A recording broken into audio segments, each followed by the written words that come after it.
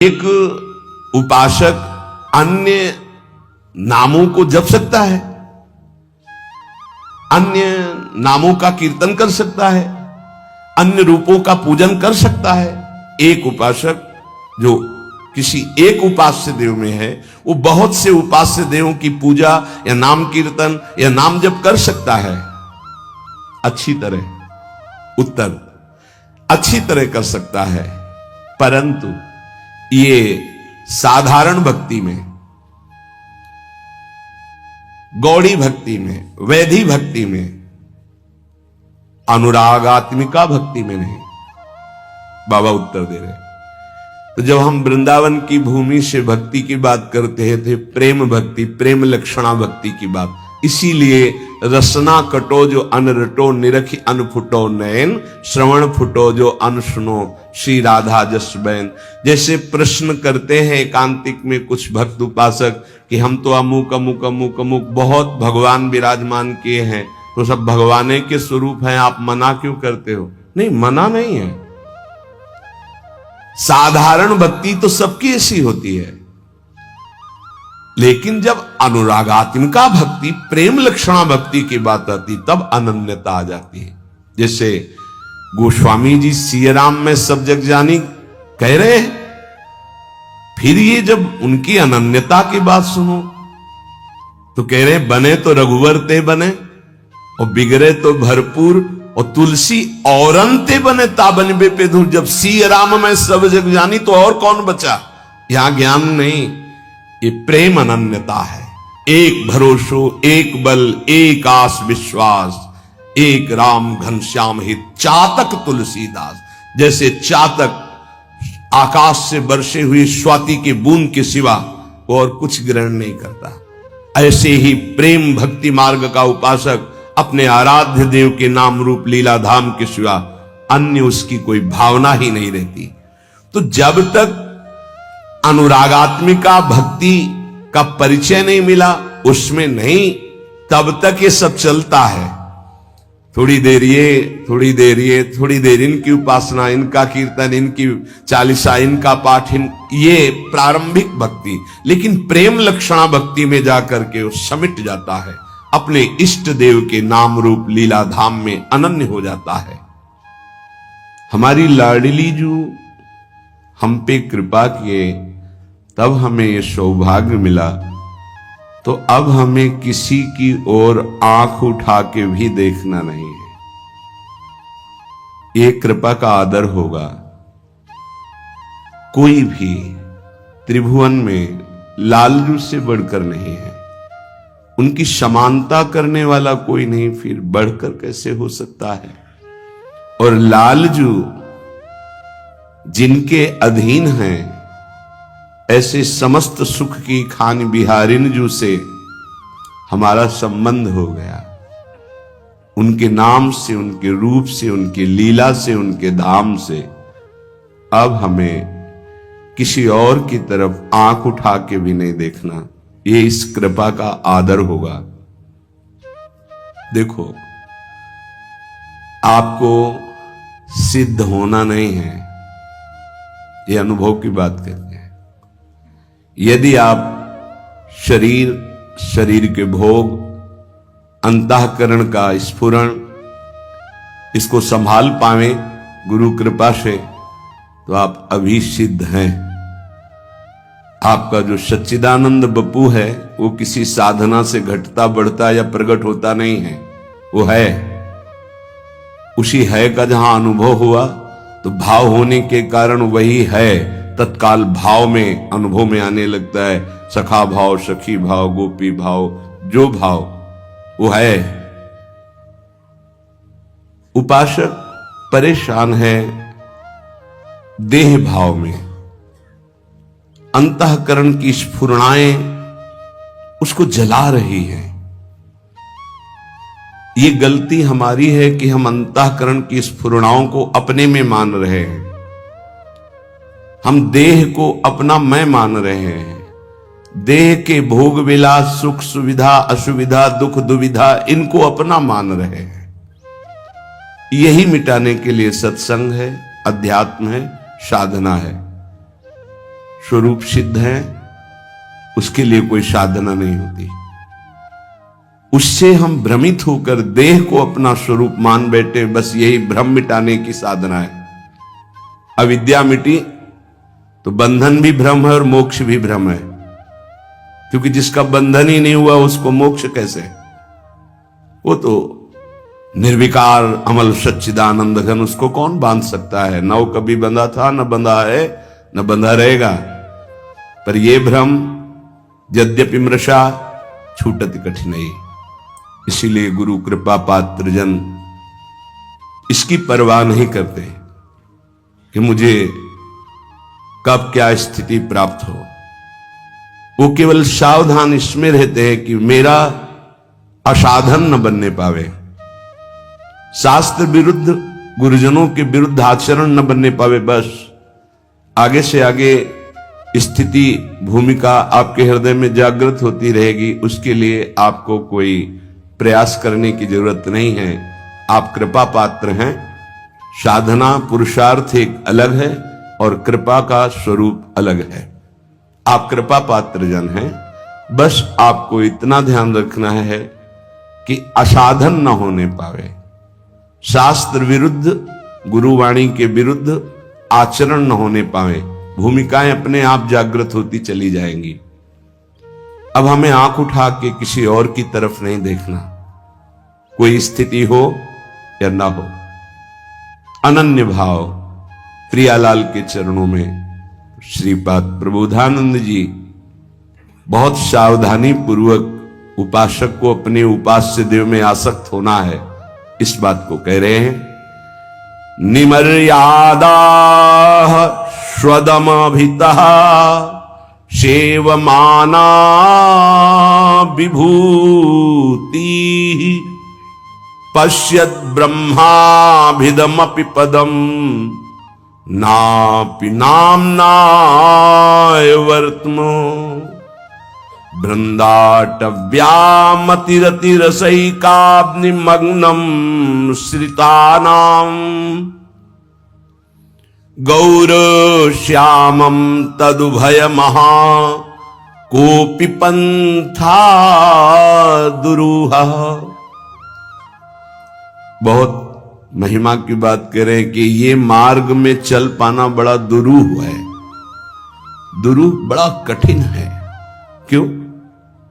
प्रेम मार्ग में क्या कठिनता है? अनन्य रह पाना, टिक पाना।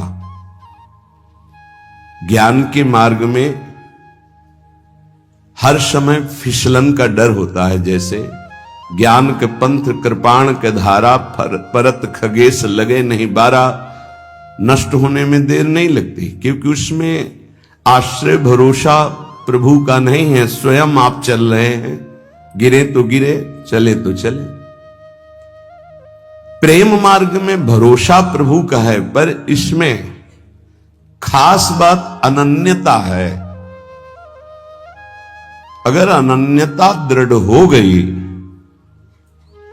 तो कोपि पंथा दुरूहा, कोई मार्ग है जो बड़ा दुरूह मार्ग है।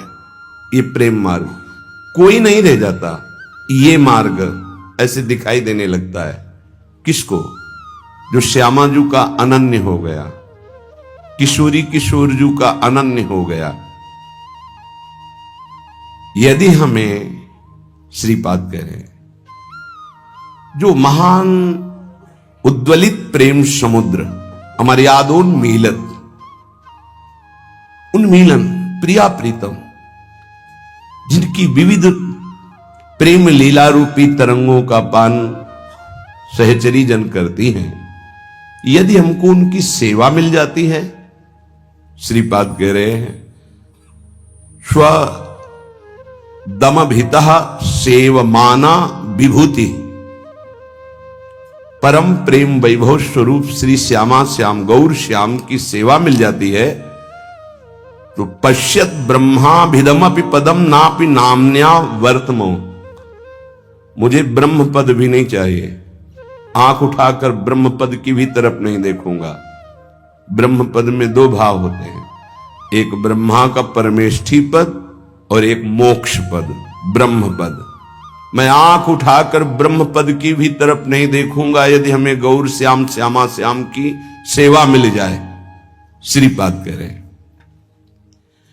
श्री वृंदावन धाम में असीम प्रेम वैभव प्रकाशित करने वाली गौर श्यामम तदुभय महा,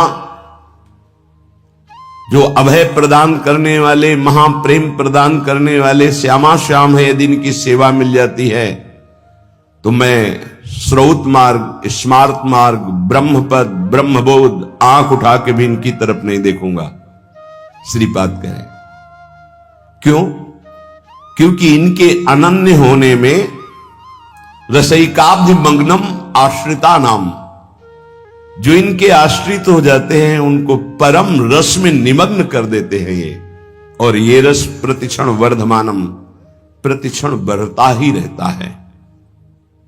इसलिए हा वृंदावन, हा प्रियाजू, करुणा करो, मुझे अपने श्री चरणों की सेवा प्रदान करो। श्यामानंद रसैक सागर हरे वृंदाटवी नागर, श्री राधा मुख पद्म भृंग, परमा भृंगेर नंगोत्सव, बंसी प्राण सखी सदा मुखरित, श्री राधिका सद्गुणो, प्रेमोद्दाम विलास मोहन, मना प्रोन्मील मनमान से। हे श्याम, हे आनंद समुद्र, हे रस के सागर, हे हरि, हे वृंदावन नागर, हे राधा मुख कमल के भ्रमर, हे परम अभंग अनंगोत्सवकारी, हे बंशी प्राण सखी, हम पे कृपा करो।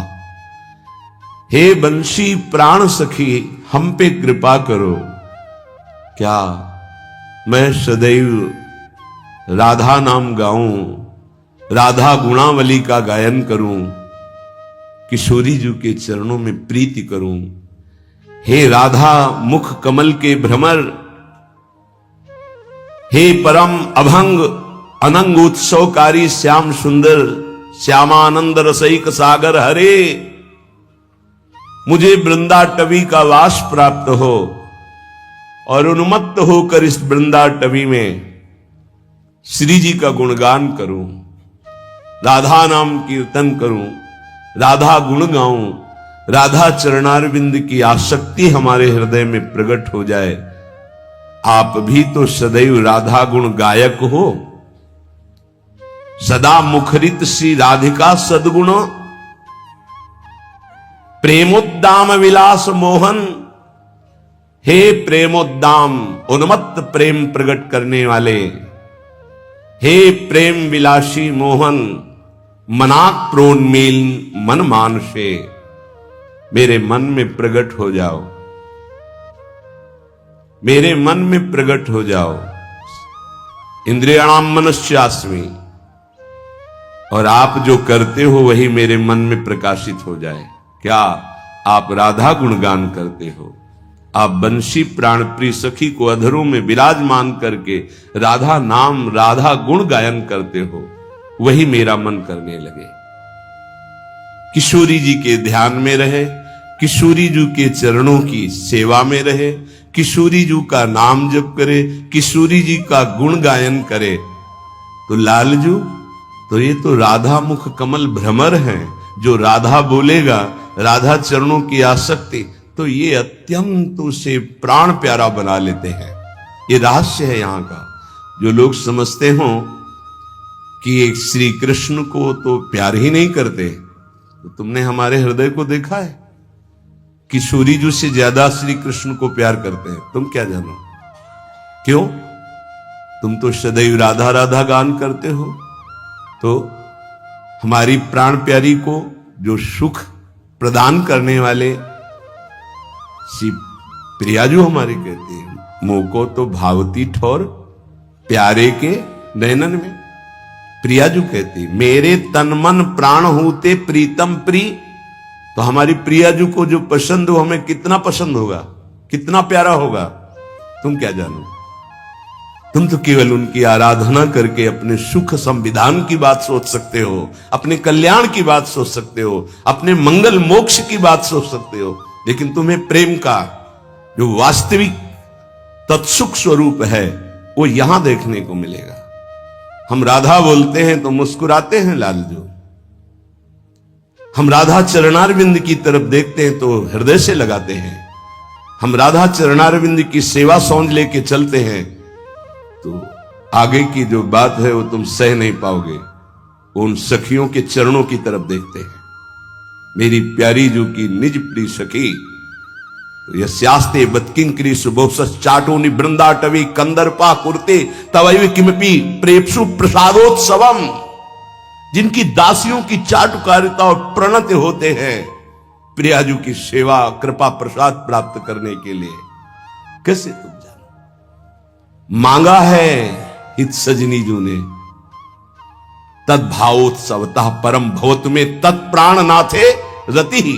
समझो, आपके सुख के लिए, आपके प्राणनाथ में मेरी रति हो, आपके सुख के लिए इस बात को समझो। कैसे ये बाहर से बोलेंगे तो कृष्ण नाम नहीं जपते, ये तो कृष्ण प्रीति नहीं करते, तुम्हें क्या पता।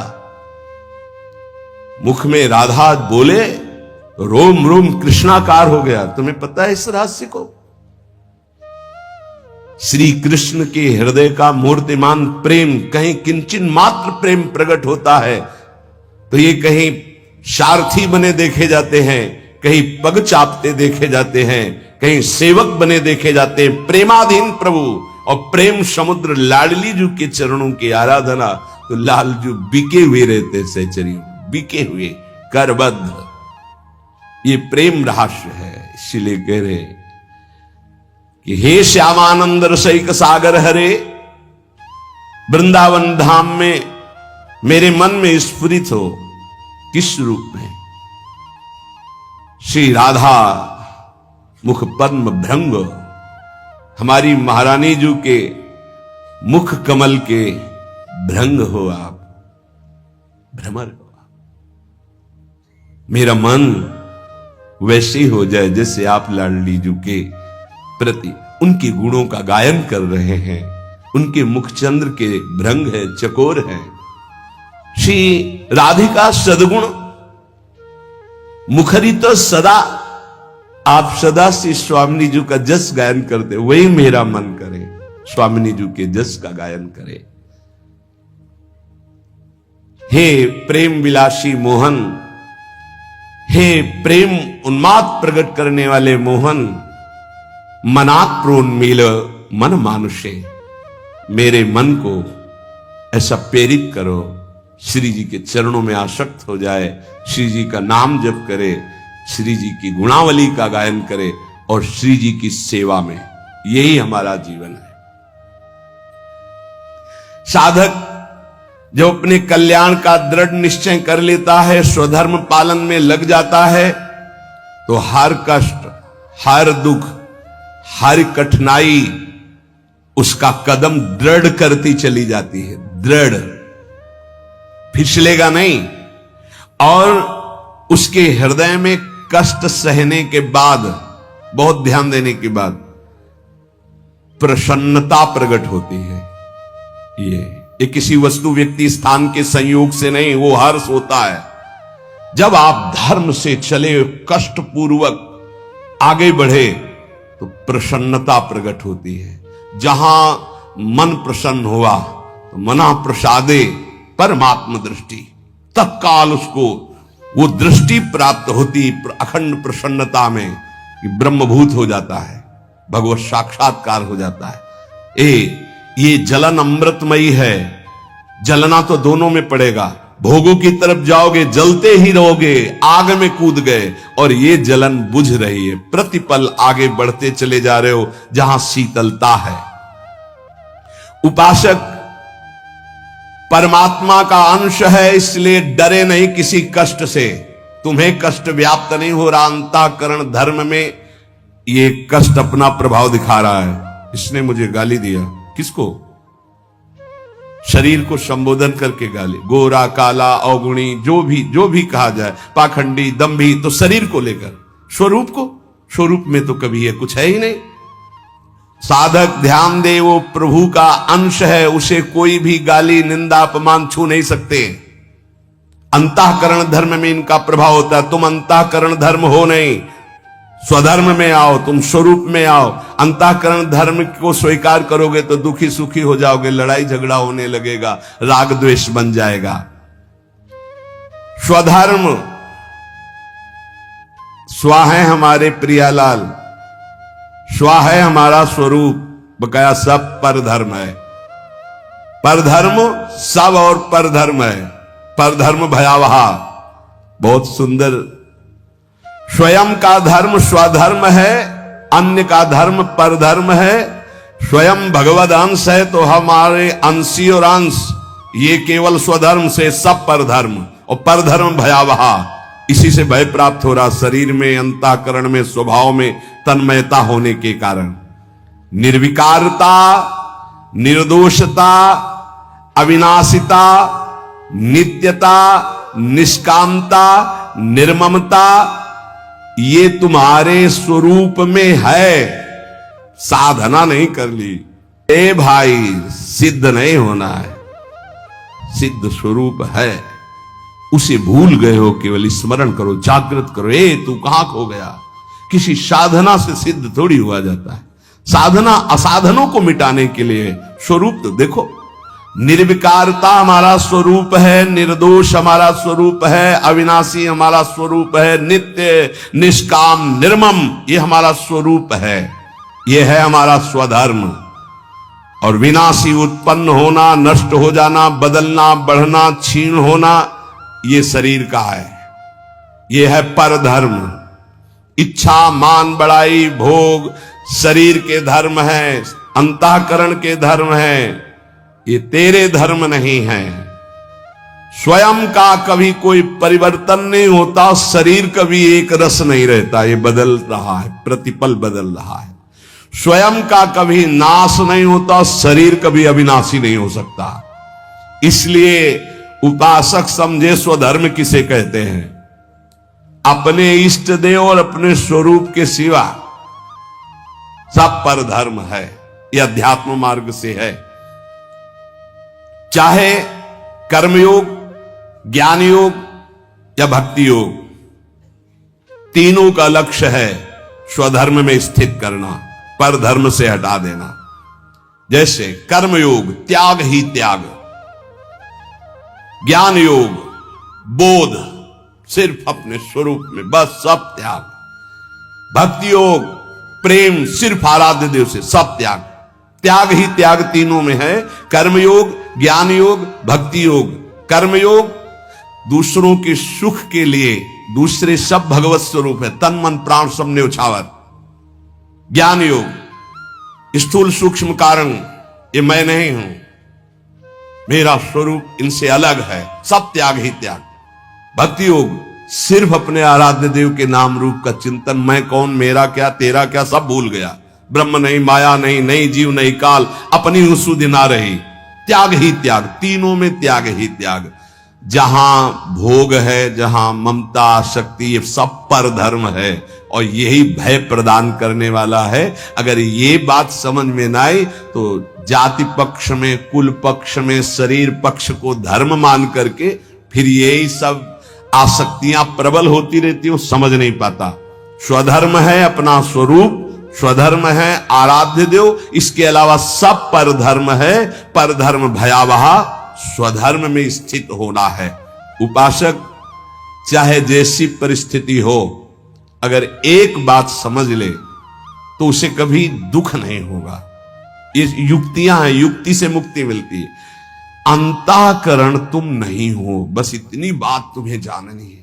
मन में, बुद्धि में, चित्त में, अहंकार में, हृदय में जो तुम्हारे दुख सुख आ रहा है वो हृदय तुम नहीं हो, तुमने स्वीकार किया है अंतःकरण को तन्मयता पूर्वक, इसलिए तुम दुखी सुखी हो रहे हो।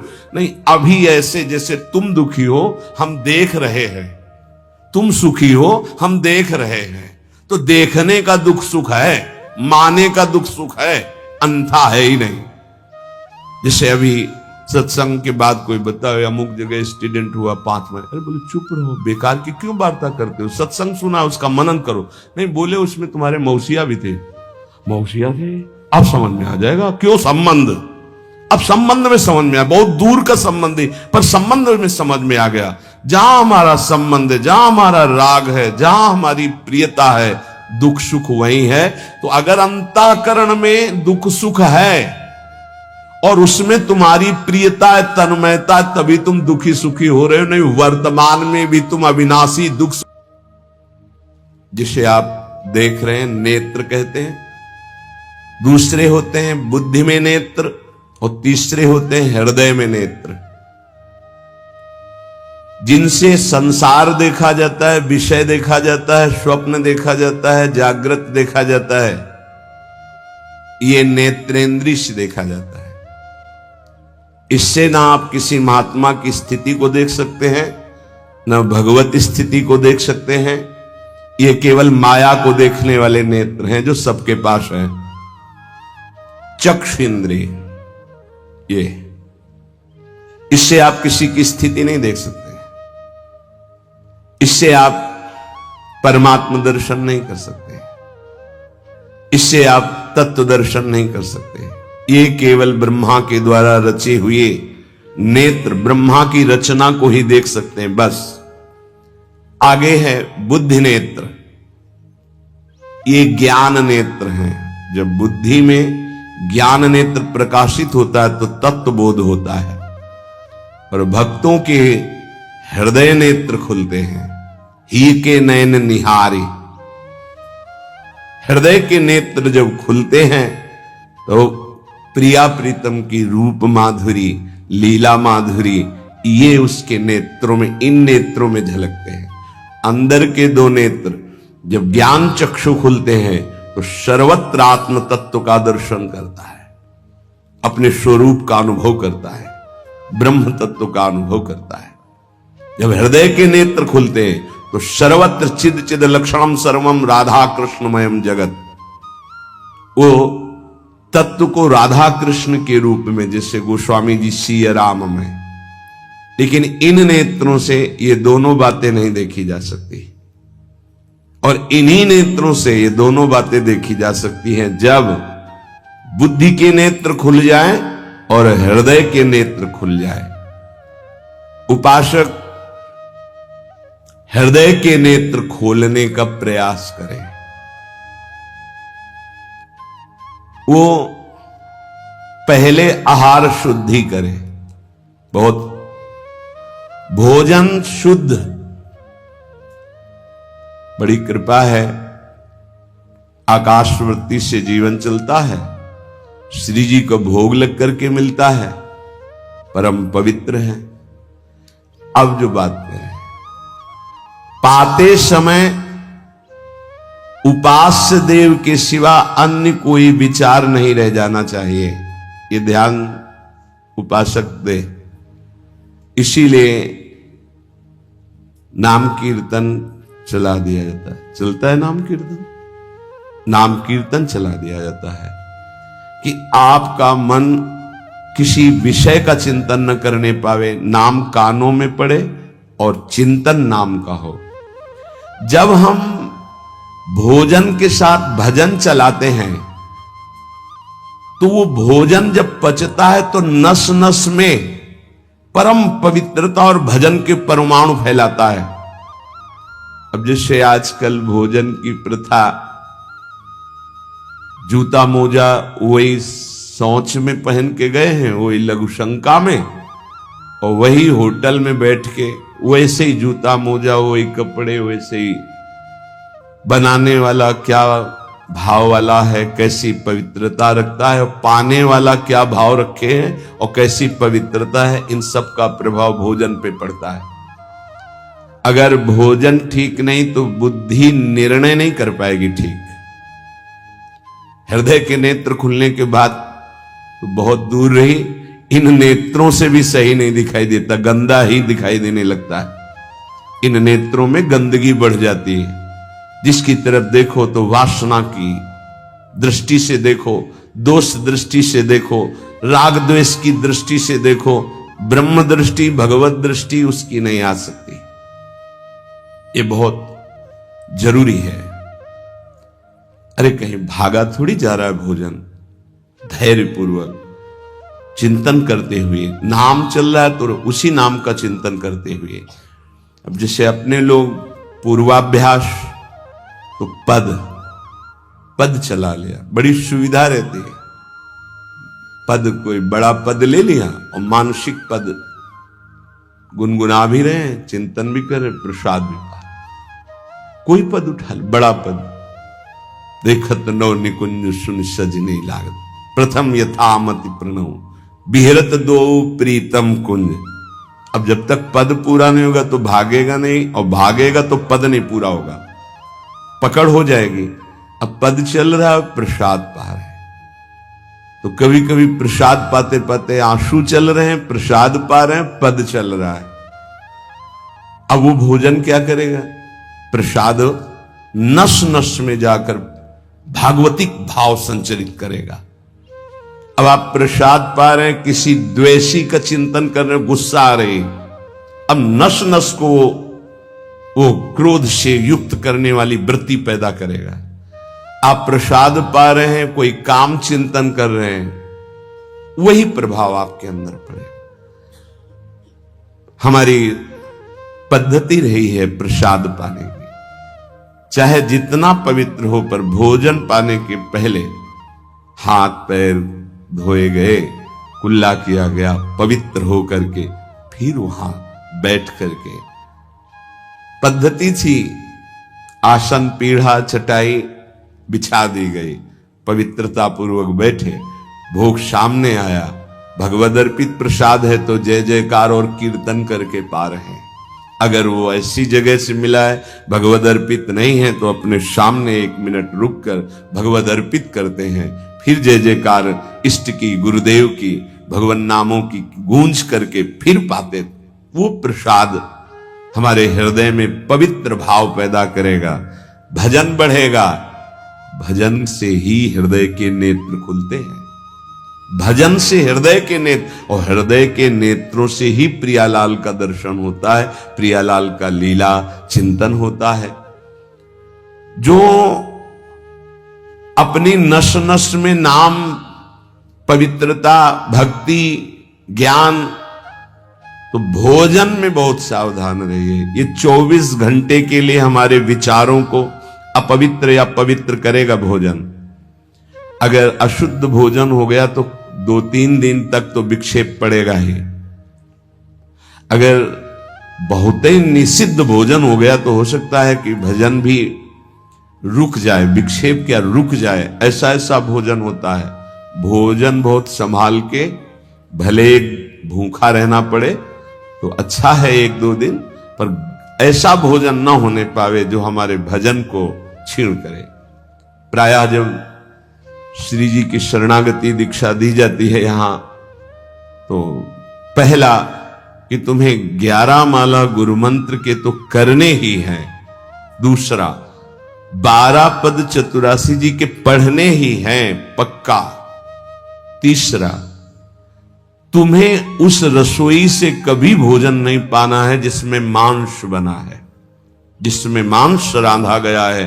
भले तुमको वहां दाल रोटी खीर और ये सब बना के दे, पर वो सात्विक भोजन नहीं होगा, वो राक्षसी भोजन होगा, क्योंकि वो रसोई अपवित्र है, उसके पात्र पवित्र। ये दीक्षा के समय दिया जाता है। चौथा, जो तुम्हारे उपासना की, इष्ट की, गुरुदेव की, संतों की, भगवत स्वरूपों की निंदा करे, वो चाहे रिश्तेदार, नातेदार, चाहे कोई भी हो, हम उससे संभाषण बैठकर नहीं करेंगे, कान में उंगली डालकर राधा राधा बोलकर चले जाएंगे। ये दीक्षा के समय शिक्षा दी जाती है।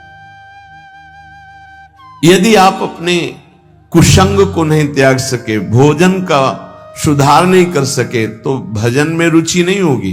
ध्यान रखना, हम जैसा अन्न पाते हैं वैसा मन बनता है, जैसा मन होता है वैसे ही चिंतन होता है।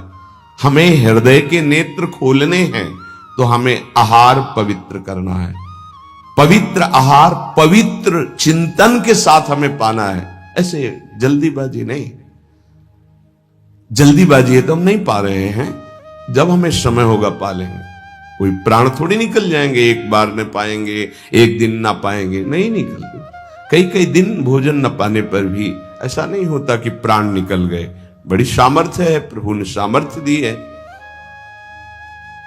उपासक सावधान रहे, कहीं प्रसाद पाते समय कोई ऐसा दृश्य, ऐसी वार्ता न कर बैठे जो भजन में बड़ी हानि पैदा कर दे। जैसे आप मोबाइल रख लिए तो आप ऐसे दृश्य देख रहे हो जो आपका सर्वनाश करने वाले हो, भोजन पा रहे हो, तो आप निश्चित समझ लेना, निश्चित भ्रष्ट हो जाओगे, आगे नहीं बढ़ पाओगे, गिर जाओगे। भोजन के समय यदि आपका मन पद में नहीं लग रहा, भजन में नहीं लग रहा, तो जैसे यंत्र है आपके पास, तो चतुरासी जी लगा दीजिए, सत्संग लगा दीजिए। आपका चिंतन बनना चाहिए भागवतिक, कोई गलत चिंतन नहीं। और अगर कोई पास बैठा है तो वार्ता नहीं होनी चाहिए। भोजन के समय वार्ता निषेध है, वो वार्ता का समय नहीं, वो एकाग्रता पूर्वक पूरे 24 घंटे के लिए हम अपने विचार पावन करने के लिए बिल्कुल मौन होकर के भगवत चिंतन या भगवत श्रवण करते हुए प्रसाद पाए। आप सब आज से ये नियम ले लें, केवल परोसने वाले की आवाज सुनाई देनी चाहिए। श्री जी का प्रसाद जो आप परोस रहे हैं उसका उच्चारण करते हुए आपको प्रसाद, रोटी प्रसाद चाहिए तो वो पूछ सकते हैं। इसके अलावा पाने वाले की आवाज बस जी दे दीजिए, इससे ज्यादा कोई शब्द नहीं आना चाहिए। देखो, अगर प्रार्थना मानोगे तो आप आगे परमार्थ में बढ़ोगे। जो प्रसाद पाने का समय है वो बहुत 24 घंटे के भजन के लिए बहुत कीमती बात है। अगर उस समय आपका कोई प्रपंच वार्ता, कोई लौकिक वार्ता, राग द्वेष वार्ता, बिल्कुल नहीं, मौन आज से नियम रख लो। दे दीजिए ये शब्द उच्चारण और ले लीजिए प्रसाद ये शब्द, इसके अलावा और कोई शब्द नहीं होना चाहिए। अगर आप हमारी प्रार्थना नहीं मानते हैं तो ये अपराध होगा, आज्ञा का उल्लंघन होगा और वो आपके लिए बहुत ही हानिकारक होगा, जो आपकी बुद्धि को क्षय करेगा। इसलिए प्रार्थना है, आप प्रसाद पाते समय सब मौन का आश्रय, केवल स्वीकृति हां दे दीजिए और प्रसाद बांटने का जो उच्चारण है या अमुक प्रसाद ले लीजिए। बस इस नाम कीर्तन चलता है, नाम कीर्तन सुनिए, या आपकी क्षमता है तो उस समय नाम जप करते हुए प्रसाद पाइए। जिस जगह पर संत सेवा होती है, नाम कीर्तन होता है, ठाकुर सेवा होती है और परस्पर बैठ करके भगवद वार्ता होती है, उस जगह सारे तीर्थ अपने आप आ जाते हैं। वहां वास करने वाले को किसी तीर्थ जाए या ना जाए, कहीं भी, संपूर्ण भुवन की बात कह रहे हैं, जिस घर में, जिस कुटिया में, जिस जगह में, जिस स्थान में नाम कीर्तन होता है, भगवत गुण कीर्तन होता है, साधु सेवा होती है, ठाकुर सेवा होती है, सारे तीर्थ स्वयं आकर वहां वास करने लगते हैं। तीर्थ क्या, तीर्थाधिपति तीर्थपाद भगवान वास करते हैं। जहां भगवान नाम कीर्तन, भगवत गुण गायन होता है, भगवान प्रकट होते हैं। मदभक्ता यत्र गायन्ति तत्र तिष्ठामि नारदः नाम बाणी जहां श्याम श्यामा तहां। सारे तीर्थ स्वयं वहां वास करते हैं। कुछ गृहस्थ जन कहते हैं हमारे घर में कोई चक्कर है, कोई टुटका कर दिया, कोई परेशानी। हम कह रहे नाम कीर्तन कीजिए, ठाकुर सेवा घर में विराजमान कीजिए, 30 मिनट बैठ करके भगवत चर्चा कीजिए। हिंदी आती है, संस्कृत आती, जो जैसे भी आप, भागवत है, गीता जी है, रामायण जी है, भगवत चर्चा गुणगान कर रहे हैं प्रभु को। उस घर में कोई अमंगल, कोई भूत प्रेत, कोई चक्कर, ऊपरी नीचरी कोई बाधा, ग्रह नक्षत्र कुछ नहीं, किसी को समझ नहीं आती कैसे सर्व मंगलमय भगवान का नाम समस्त पापों का नाश करके महामोद प्रकाशित करता है। अरे जहां एक भक्त बैठ करके नाम जप कीर्तन करता है और जहां पूरा परिवार बैठकर नाम कीर्तन कर, उसका कितना प्रभाव होगा। एक भक्त करे तो उसके प्रभाव का वर्णन होता है। पूरा परिवार नाम कीर्तन कर रहा है, पूरा परिवार ठाकुर सेवा में बैठ करके 5 मिनट ही सही, आरती पूजा प्रणाम नमस्कार, पूरा परिवार 30 मिनट बैठकर भगवत चर्चा सुन रहा है। कोई एक भगवत चर्चा कर रहा है, वो तीर्थ है घर। फिर ये तो परम धाम है, यहां तो महामोद मंगलमय है, यहां तो अखंड नाम कीर्तन भगवत चर्चा सब चलती ही रहती है। आपको सावधान रहना, जो एक बार आदेश हो जाए उसका उल्लंघन ठीक नहीं है और उसको तत्काल लागू किया जाए। अगर नहीं किया जाता तो उसे प्रमाद स्थिति कहते हैं और फिर बुद्धि भ्रष्ट हो जाती है। कोई भी, चाहे वो साध्वी हो या उपासक हो, साधु हो, आज्ञा का उल्लंघन करने का स्वभाव न डाले, नहीं तो प्रमाद स्थिति घसीट ले जाएगी। आज से जहां प्रसाद पाना प्रारंभ होता है और प्रसाद आचमन करने तक मौन, फिर हमें वार्ता ही किसी से करनी। प्रसाद पाने के समय वार्ता, ये तो हमें बात समझ में ही नहीं आई। उस समय कौन सी संगोष्ठी होती है, उस समय कौन सा प्रसंग होता है प्रिया प्रीतम के लीला चरित्र का। उस समय तो हम प्रसाद का स्वाद लेते हैं, उच्छिष्टामृत भुक्त वैव, प्यारे जू ने पाया है, और नाम कीर्तन करते हैं। तो हमारे हृदय के नेत्र खुलेंगे, तभी तो हमारी भजन में रुचि बढ़ेगी। जब हमारा प्रसाद पाते समय भजन होगा, बहुत ध्यान देने की बात है ये। अगर प्रसाद पाते समय प्रपंच, तो 24 घंटे प्रपंच चिंतन चलेगा। अगर प्रसाद पाते समय राग द्वेष की चर्चा, काम क्रोध की वार्ता, तो हृदय मलिन हो जाएगा। हम प्रसाद पाते हैं पवित्रता के लिए, प्राण पोषण के लिए। तो प्राण पोषण और पवित्रता दोनों होगी भगवत चिंतन से। केवल प्राण पोषण हुआ, बुद्धि अपवित्र हो गई तो फायदा क्या। जो नाम जप करता है उसको कभी ये चिंता नहीं करने की अब हमारे जो पूर्व पाप हैं वो कैसे नष्ट होंगे। वज्रम पाप मही भृताम, जैसे पर्वत को चूर चूर करने के लिए देवराज इंद्र जब वज्र का प्रहार करते हैं तो वो धूल हो जाता है, ऐसे पहाड़ जैसे भी पाप हों और नाम जप करे तो नाम जप क्या करता है, वज्र के समान उस पहाड़ जैसे पाप पर टूट पड़ता है और उसे धूल धूसरित कर देता है। वज्रम पाप मही भृताम, हमें नाम पर ध्यान देना है। कैसे नाम जब छूट जाता है उपासक होकर भगवत प्राप्ति का लक्ष्य बना के, और तुम्हें चैन है, इसका मतलब है आपका लक्ष्य भी भजन भगवत प्राप्ति नहीं बना, नहीं तो चैन के तद विस्मरणेन परम व्याकुलते थे। भगवत द्रोद्रेकस्य सिद्धौषधम, ये नाम संसार रोग के आवेश को शांत करने की सिद्ध औषधि है। जासु नाम भव भेषज, ये भगवान नाम ये भव रोग की अचूक औषधि है। अर्थात नाम जापक को भी ये भी चिंता नहीं करने की हमारा कल्याण होगा कि नहीं, नाम चल रहा है, ये हमें भव समुद्र से पार ही नहीं, भव समुद्र को सुखा देगा। नाम लेत भव सिंधु सुखाही, करो विचार सुजन मन माही। पाप के पर्वत को वज्र की तरह नाम टूटकर धूल धूसरित कर देता है। और भव समुद्र को सुखा देता है, पार जाने की जरूरतें नहीं, खत्म ही हो जाता है, कल्याण की चिंता नहीं। मिथ्या ज्ञान निशा विशाल तमसस तिगमांश बिंबोदय, ये नाम अज्ञान रूपी घोर अंधकारमयी रात्रि के नाश के लिए भगवान भुवन भास्कर सूर्य के समान है।